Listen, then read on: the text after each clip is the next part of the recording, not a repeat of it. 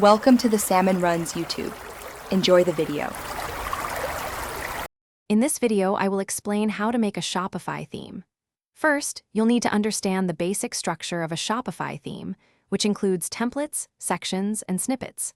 We'll then dive into Liquid, Shopify's powerful templating language, which is essential for dynamic content. Finally, I'll guide you through setting up your local development environment using Shopify CLI, making theme creation straightforward. Once your environment is ready, Shopify CLI becomes your best friend for theme development. It helps you create new themes, push changes, and even preview your work in real time.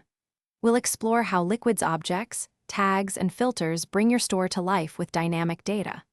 Plus, you'll learn to build flexible sections, allowing merchants to easily customize their shop's appearance. Now, let's make your theme visually appealing and functional.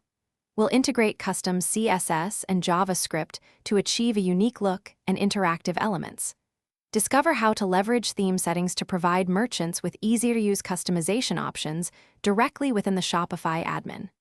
Remember, a great theme is also fully responsive, ensuring a seamless experience on mobile, tablet, and desktop.